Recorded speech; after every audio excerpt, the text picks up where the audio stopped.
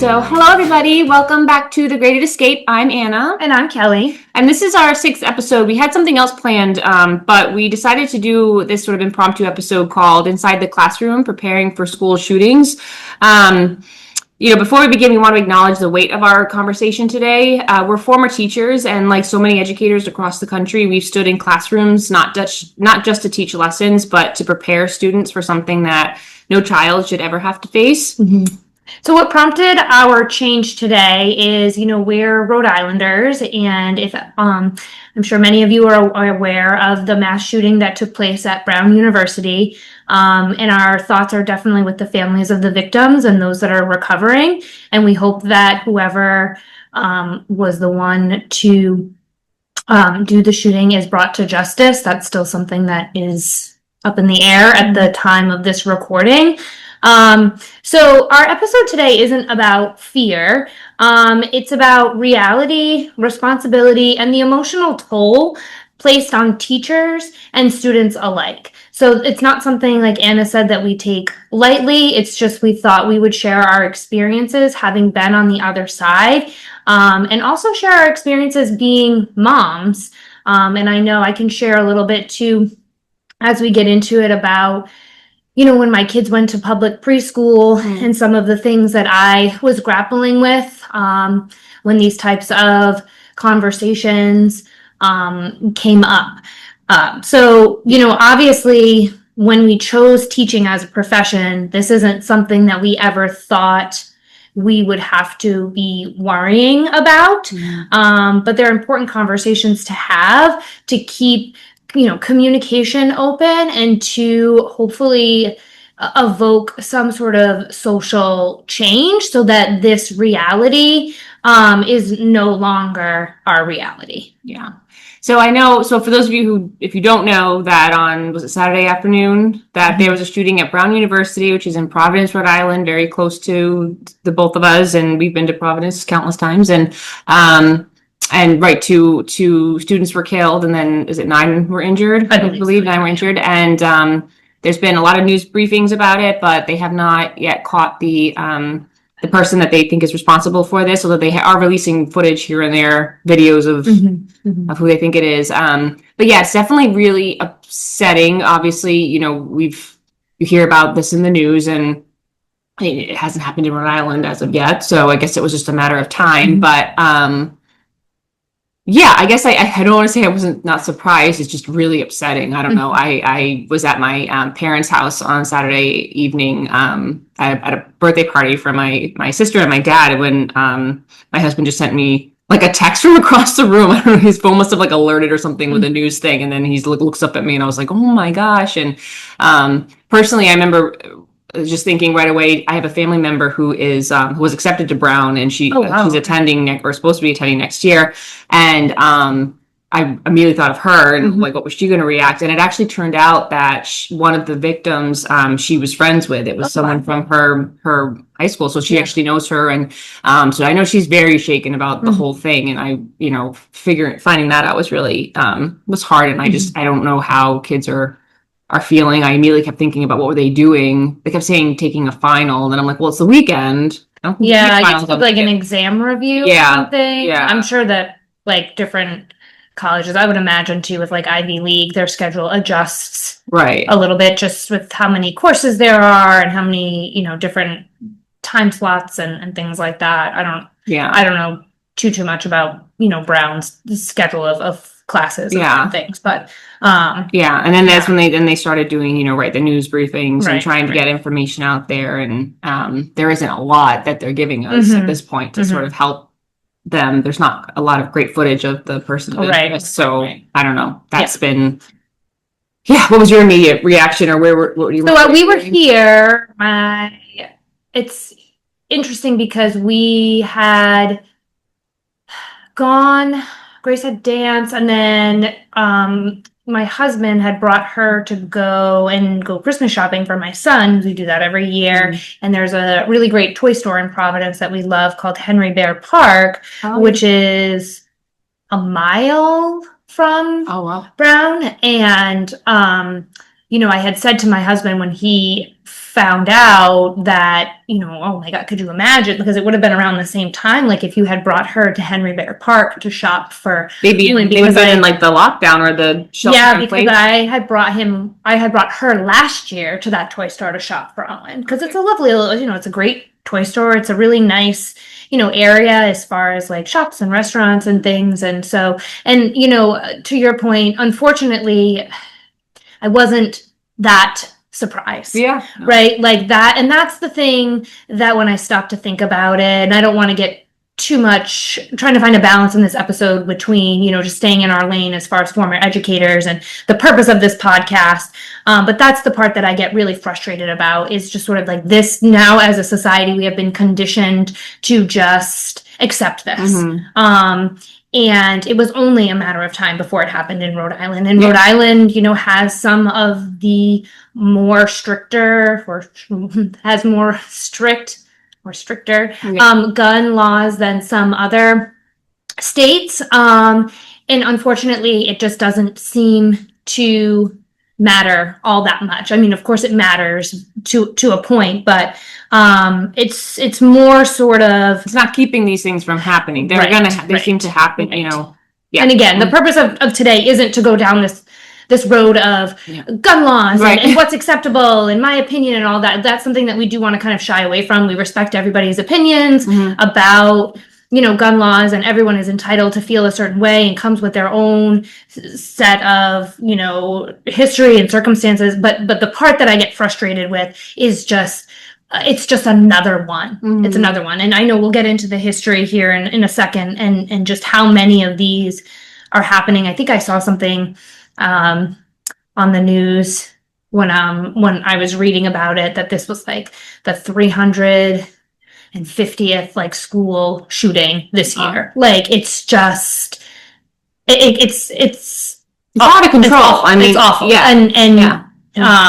So we can jump into the history, and then we can kind of go back into what it looked like as from a teacher perspective, and then also kind of share a little bit about being a parent.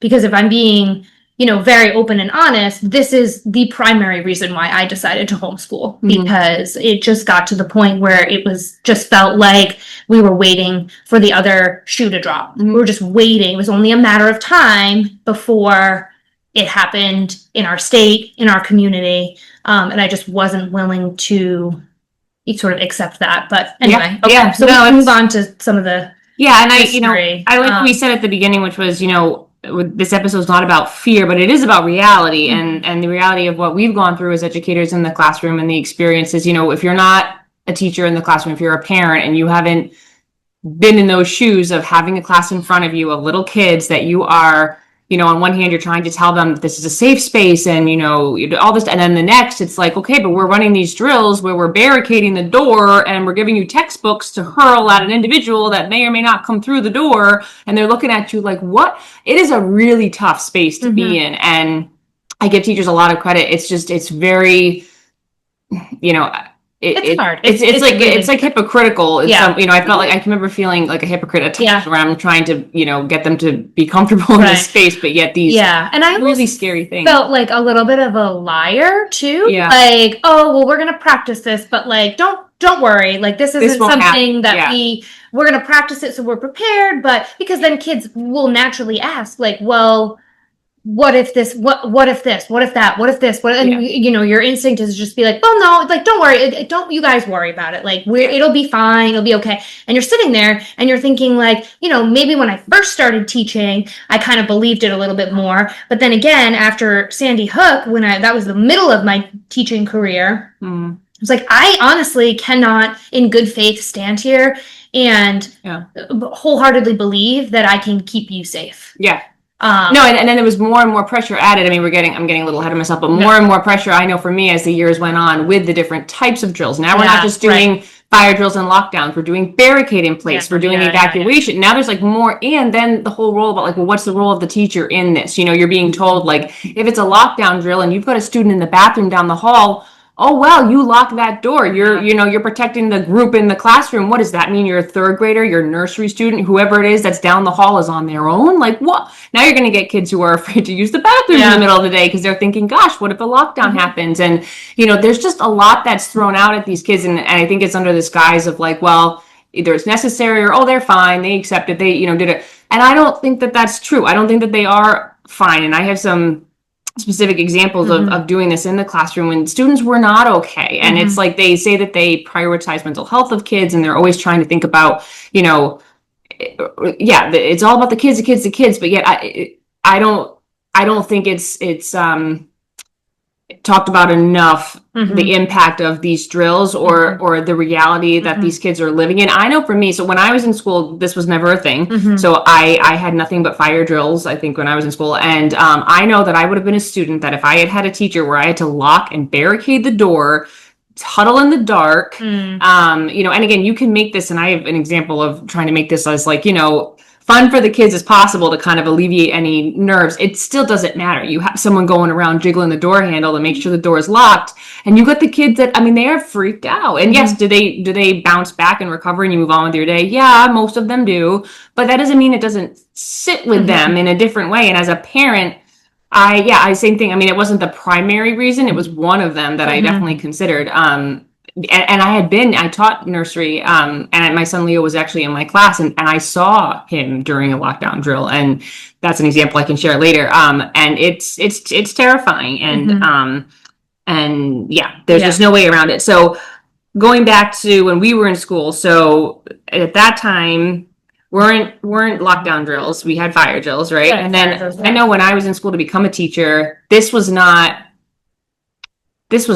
something that I was taught about. I don't know if they must have been happening. We did a little history here just to, if you're going way back to when students were running drills aside from fire drills, you're looking at, like the duck and cover drills after World War II, which my parents vividly remember. And they were like, well, kids had to do it back then too. And I remember saying, I was like, okay, it was like a wartime though. Is that what we're telling kids now? Like we're just in an extended war that, I think there's some difference there between. I think so. I'm sorry to interrupt. No, I think the pushback that I have with that is like, I understand that yes, you were doing the drills, but and my husband says this about like bomb threats, because the high school that he went to, like people would call in bomb threats all the time to like get out of like an exam or something. So they would go out, and I can remember a couple of, maybe once or twice when I was in high school, there was like a bomb threat or somebody would like pull the fire alarm. Do you know what I mean? So, but like, here's the thing, like if we look at the data, right, and we look at how many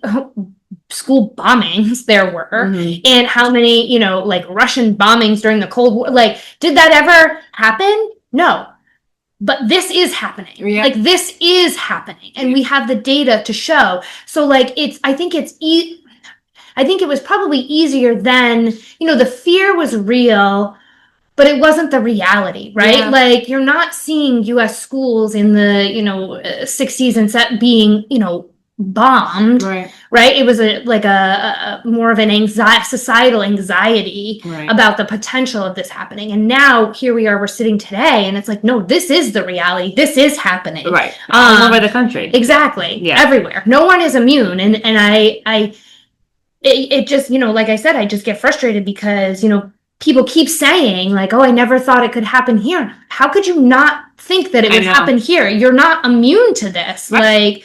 Like it's awful. Yeah. But anyway, I just want to throw that out there. No, it's true. And even with, the mayor of Providence promoting, schools being open in Providence after this, considering the fact that they still haven't caught this shooter, and really, advocating for the school, saying, send your kids to school. I have a really hard time with that because I don't agree that they're a safe place for kids, especially in the midst of all this that's going on. I don't know.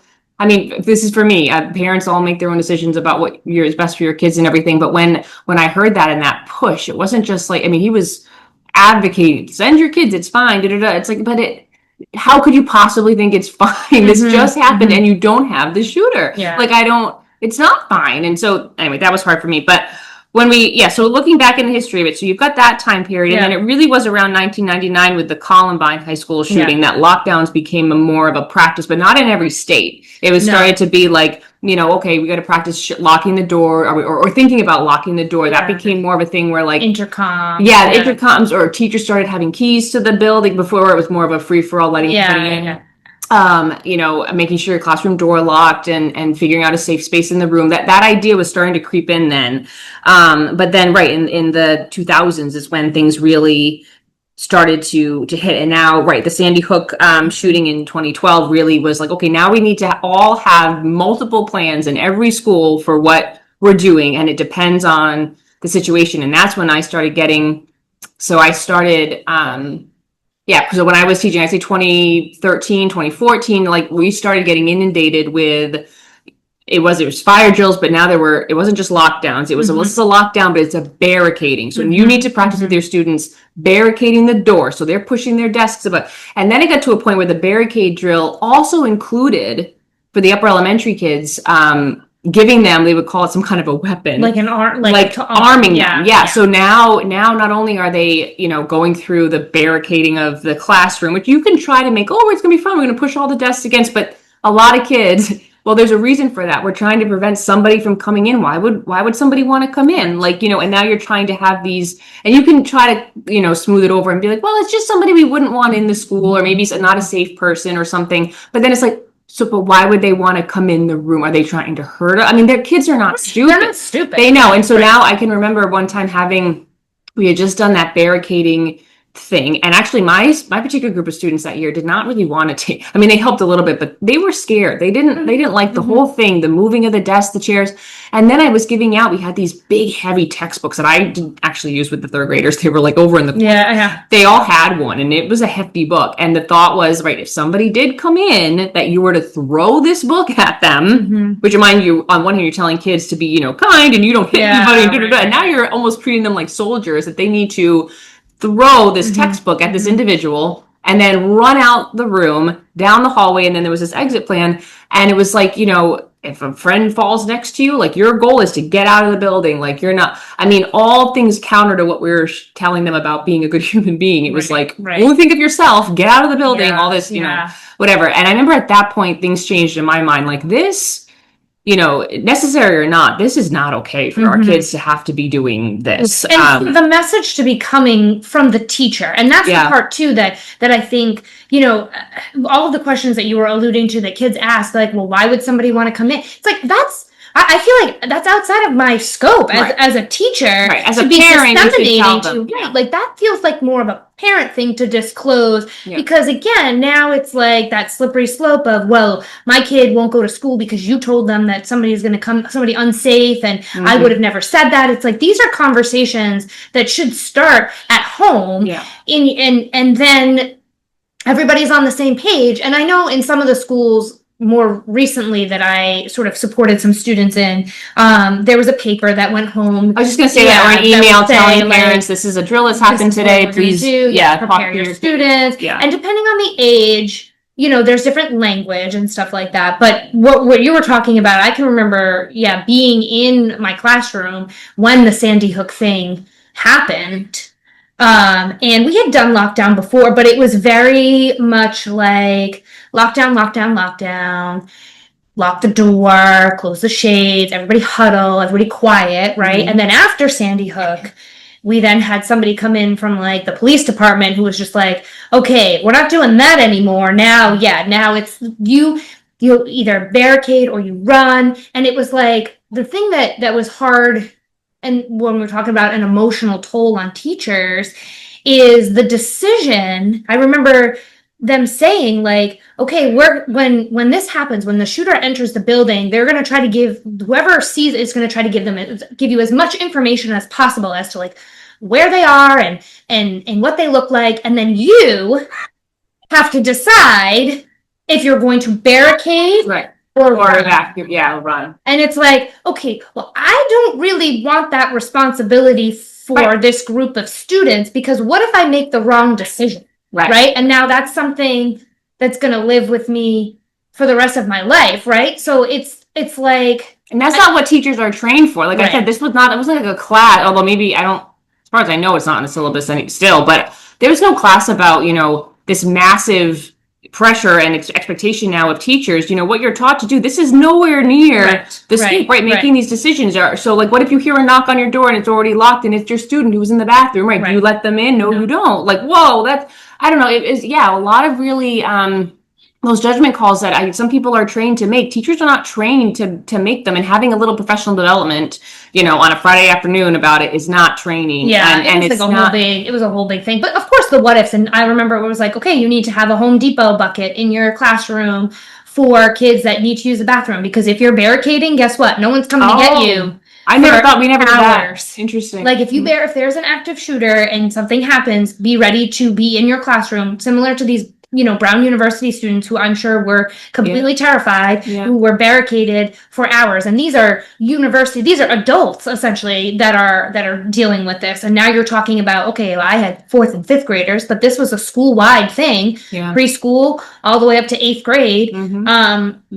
That, you're expected to just be prepared for that. And they're like, yeah, we recommend you having like a kit of, different things that you might need, like an emergency preparedness kit and all this kind of stuff. It's like, okay, all right, let me just, I know it shouldn't, sit with that for a little bit. Like, let me go get my Home Depot bucket and the kids out. Like, what is that for? Well, I know it shouldn't, oh gosh, it shouldn't be that way. Right. I remember, so the year that I taught nursery, and my son was in the classroom, we had an active shooter drill, and I can remember it happened to coincide with a thematic unit we were doing on bears. And so I tried to play it up like, oh, we're going to make the whole classroom like a cave. I worked really hard to try to make this as like, insignificant as possible, because these were 3-year-olds. And like trying to keep them we're going to be kind of quiet. So I had a bear book I was going to read. We were all kind of huddled in this side that had like we had been kind of making caves anyway, so we kind of used that as part of it. And I tried to make it was dark. I was thinking, okay, this is going to be, they're going to be fine with this. They kind of knew that this was a practice, like a fire drill, but it's a little bit different. I didn't give them too much information about what it was. And things were going okay. And then it was the minute, I don't know if they did this at your school, but every school I've been to, they do it. There's somebody during a drill, a maintenance person, whatever, they go around and they check the doors. And so we had a door to the outside, and we had a door into this classroom because it was on the first floor, a door to the outside, and door to the inside. And it happened, I don't know if it just, maybe it was bad luck, but it happened at the same time. Whoever the guys were that were walking around checking the doors, the doorknob to the classroom inside started shaking and like kind of pounding on it. And the same time the doorknob on the outside started shaking.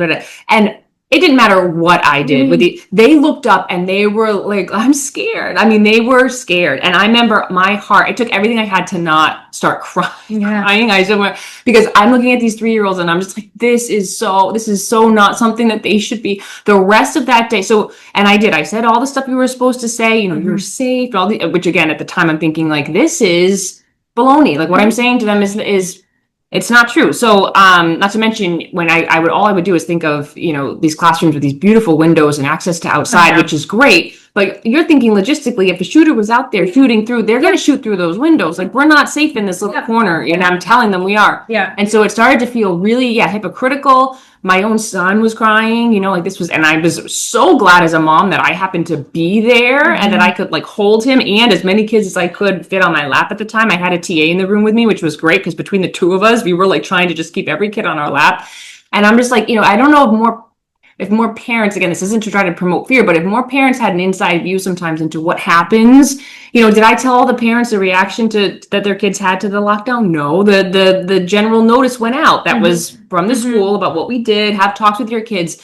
But if they could have seen like the fear on these little guys, their faces during that moment, it was like, we got to do better. Like we need to do better. This should not be, I go back to thinking about security on places like, high profile banks and things like that. And it's like, you've got security out the wazoo at some of these places and our schools don't have, but again, why are schools even such a target for these people? And but that's, I don't know why. And I don't know why this keeps happening and why kids are such the victims of all of these things. But I just, it started to feel really bad, heavy and bad. And like, and then the next second, they're crying because they miss mom or something, and I'm like, oh, but you're at school and you're safe and you're and here we are just running a drill that it just started to feel really awful. And I remember thinking that there needed to be more transparency with parents and be like, if you want to know what your kids are asked to be a part of. Like, again, same thing in that third grade room. The parents, I don't think, knew that their kids were being armed.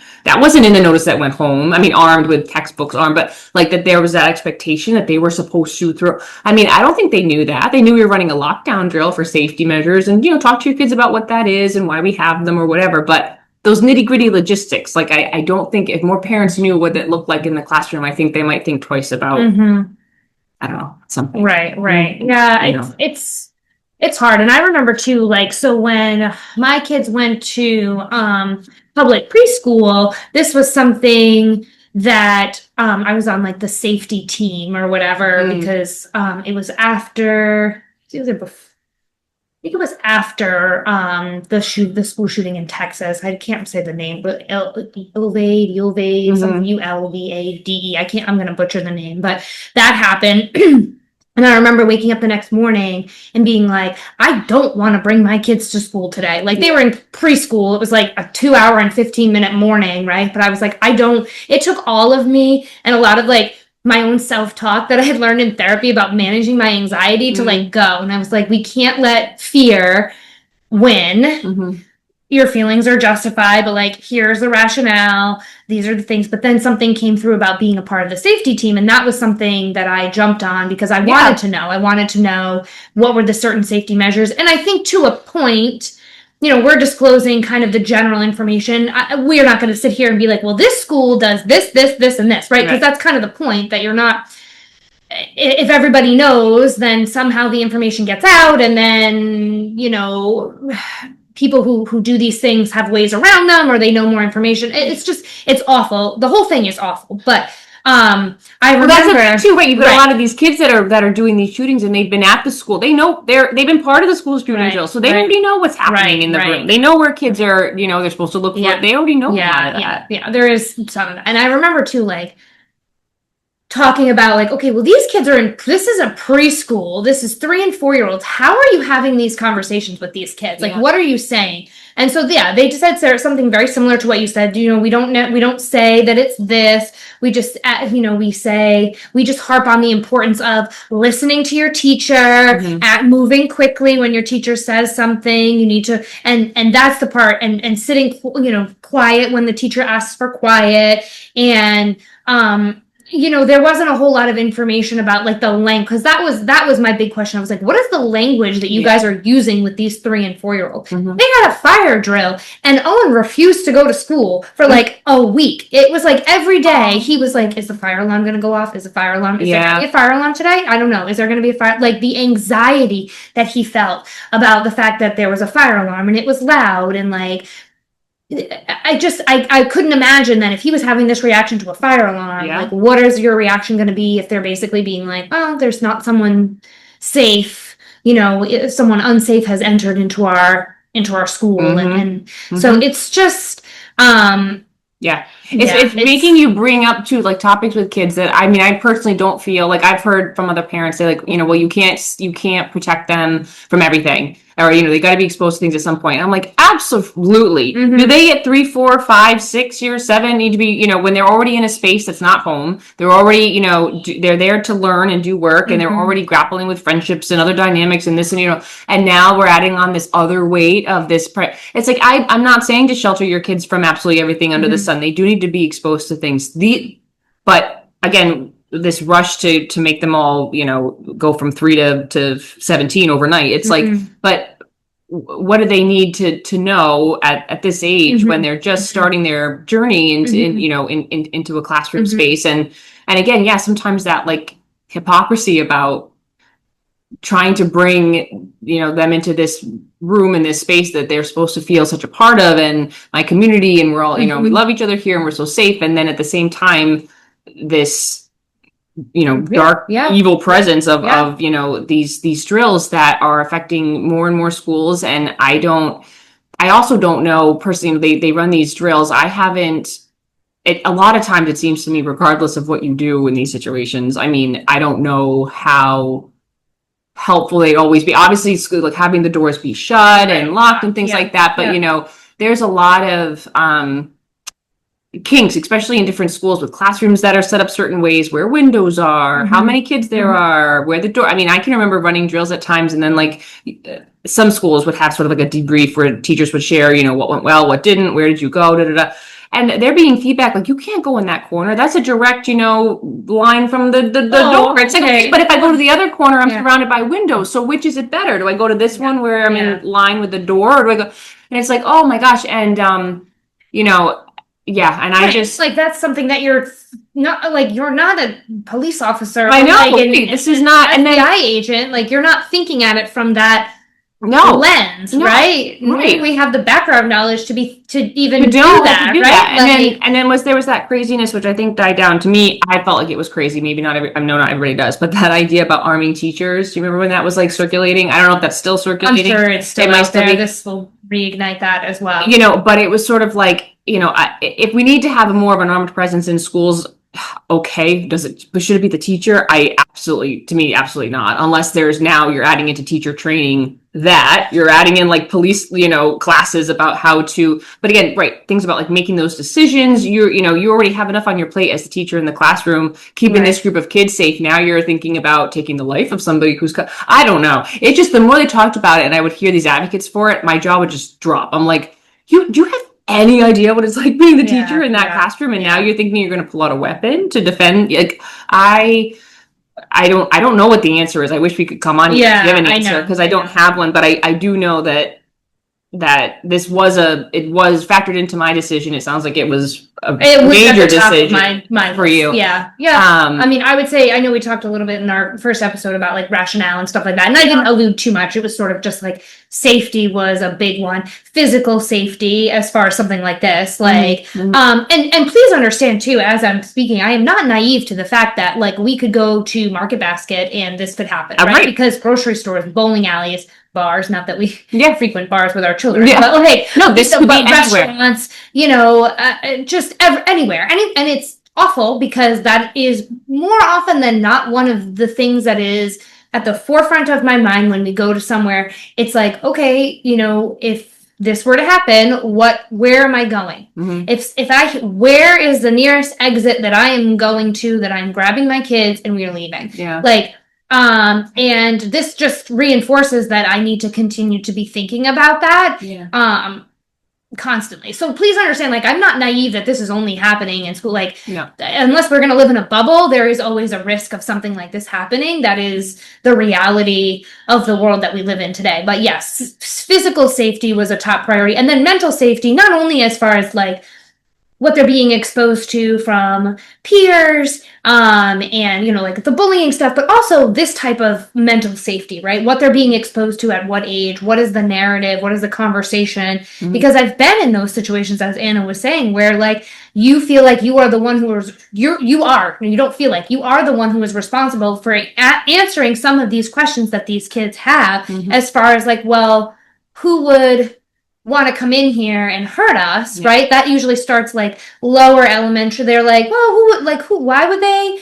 But then you get, you know, middle schoolers who are like, oh, I'm gonna pick up my chair and you know, knock somebody out. And you're like, okay, thank you. Like, let's get back on track here, you know? No, I know. It's very, I mean, depending on the age group you're working with, their reactions are all over the place. And even if you feel like you've got a group that, you know, they get it, we're fine, we moved on with that day.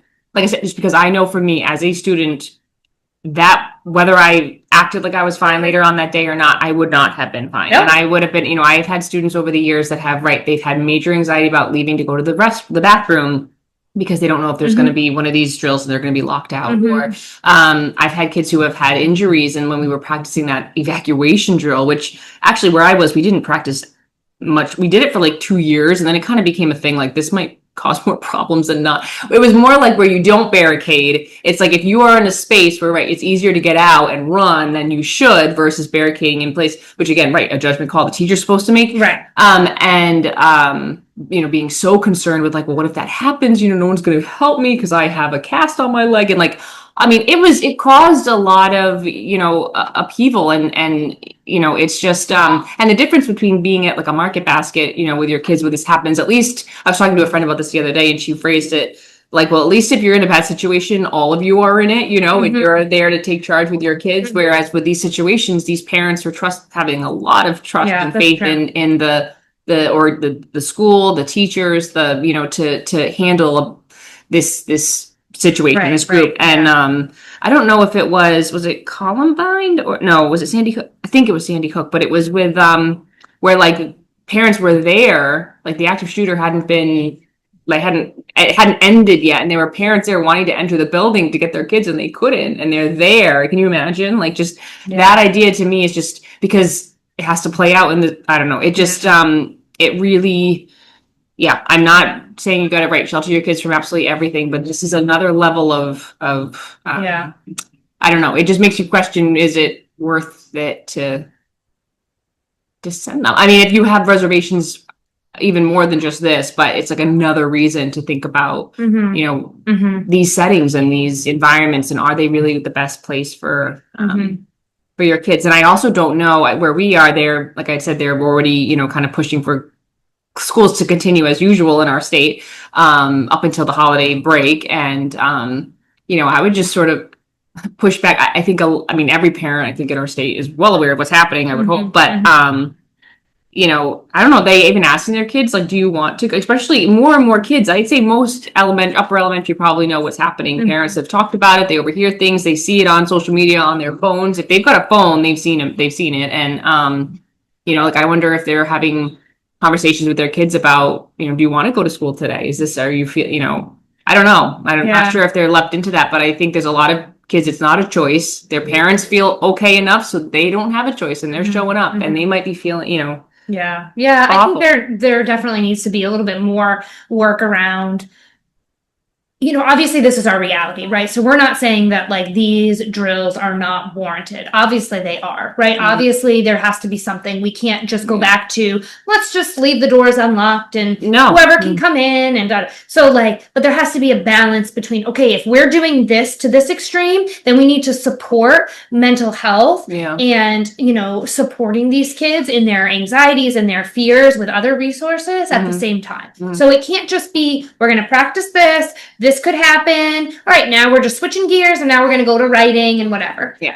Because there has to be, and I'm not saying it has to be the same day, but like there needs to be some time, in my opinion, carved out for listening to kids about how they are actually feeling about this and, helping them to feel validated. And whether that's a conversation about like this could happen. Let's look at, and again, depending on the age, the likelihood of it happening. Here are all of the things that we're doing to keep you safe. And, just kind of helping them manage this. Like it's like, we'll cross that bridge when we get there, because a little bit of acceptance around it, which is really hard. And like I said, where my frustration comes from, that we even have to be accepting that this is the reality.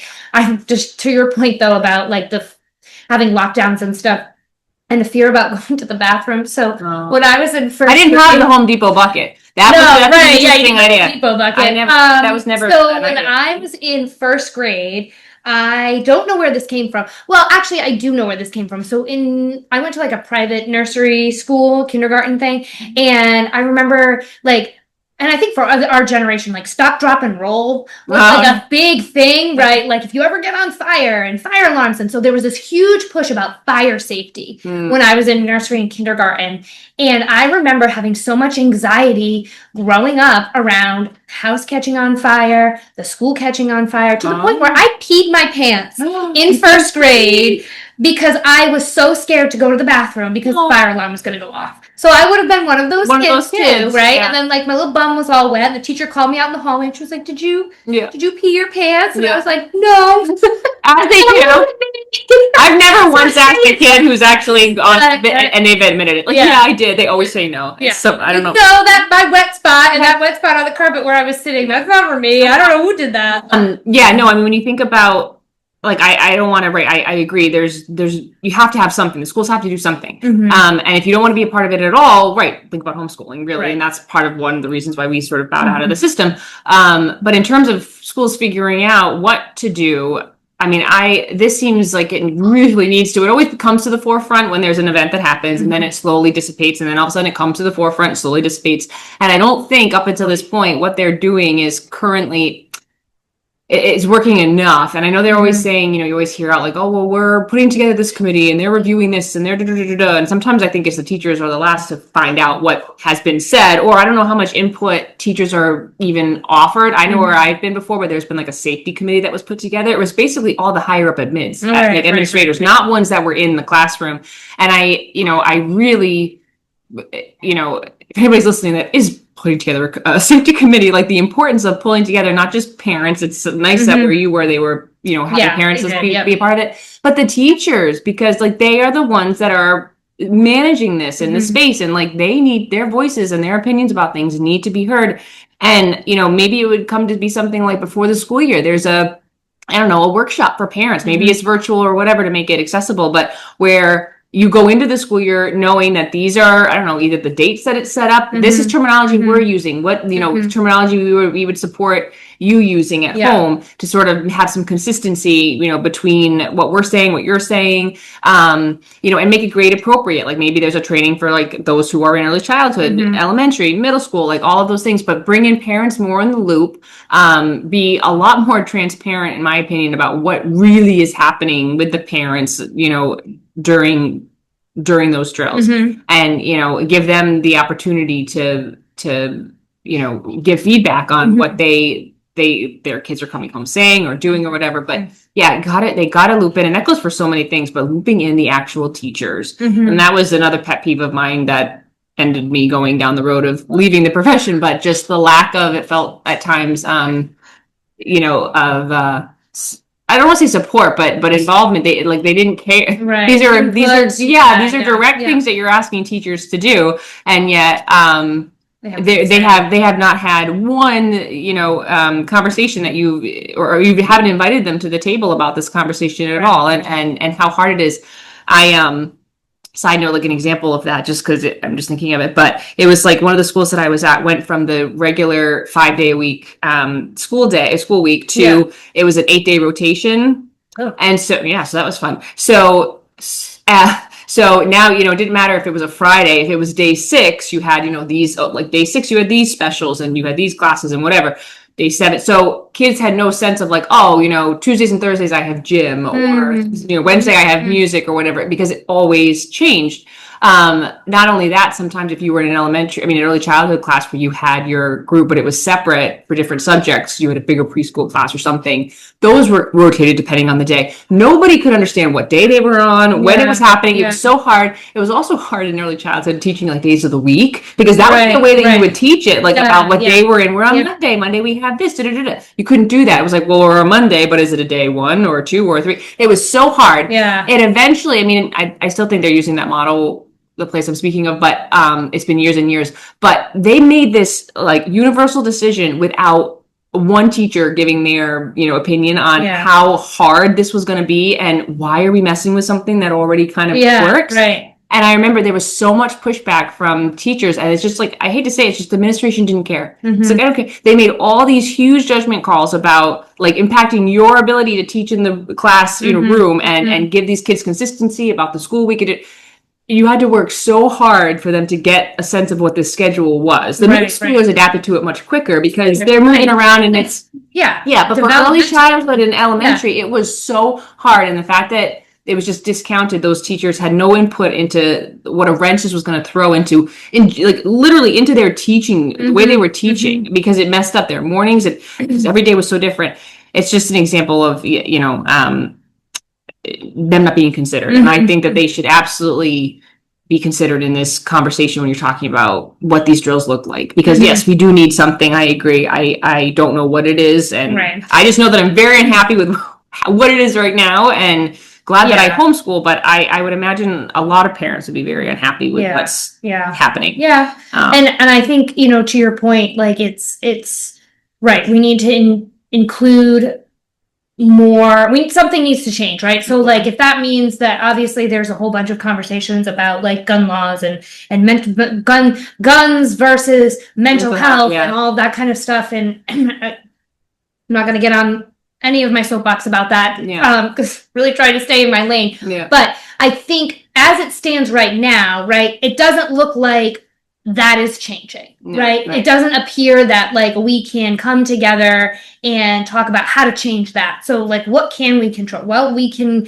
try to evoke change within our schools, and whether that's, you know, and like you said, bringing parents in and having more candid and open conversations about these types of drills, and then also getting more teacher feedback, and then also continuing to bring in the experts that you know are coming at it from a different lens. And I did appreciate that in Fall River, that we actually had like somebody that had gone to, you know, these active shooter trainings on like not a global, like a federal level. It was like all of the states sent, you know, somebody, and then they came back and they trained. But like, I definitely appreciated that I was hearing from somebody who had a different lens. They weren't a teacher, right? Their priority was this, and so they're giving me information about that. And now we're trying to figure out how to make it work in the classroom, as opposed to us trying to figure it out on our own, right? Like we need the advice and the opinions, but it needs to be a little bit more of a collaboration. It's just like, okay, I hear what you're saying about like the barricading and, you know, teachers making a decision, but is there something that I can do to help me that will aid me in this type of decision? Like, are there certain things that I can do that will help me make a better decision when that moment comes? And of course, a lot of it is just instinct and stuff like that, unfortunately. But I think your point about, you know, getting teacher input is definitely important, because they are the ones that are forward facing, right? They are the ones who are day in and day out responsible for this group of students, for something that nobody should really be responsible for, you know? So it's just, it's really hard. And clearly we carry these moments with us, you know, long after we've left the classroom. The drills, the conversations, the looks on the kids' faces, all that stuff still stays with us. So this episode clearly wasn't about giving you answers necessarily, but acknowledging what educators and students are asked to hold every day, and often in silence. And you know, it's not talked about every day, and yet it's an unbelievably harsh reality that it's probably on their minds. I know it was on my mind a lot the last couple of years I was teaching. So. And if you're a teacher that's listening, just know that we stand with you and we understand what you're going through and the reality that you're facing every single day, in addition to lesson plans and meeting Common Core standards and bringing everyone up to grade level, report cards, all that kind of stuff. Like, we see the demands that are being put on you there, but we also see and validate all of the fears that you have around this particular, you know, issue and what you're being asked to do somewhat unfairly, if, you know, for being totally honest. And, you know, if you're a parent that sends your kid to school, or just a community member, or whoever you might be, we hope that this gives you a little bit of a deeper understanding of what preparation really looks like inside of the classroom. And maybe you were already aware, but just us sharing some stories, and you know, Anna sharing her experiences with her nursery students, and the impact that it's having on these kids that maybe isn't being put forth as much as we feel like it should be. So again, these aren't stories we ever wanted to tell or talk about, but I think they deserve to be heard, and the information deserves to be out there. So we thank you for listening with care, and until next time, keep the lessons light and the moments meaningful. Thanks for escaping with us.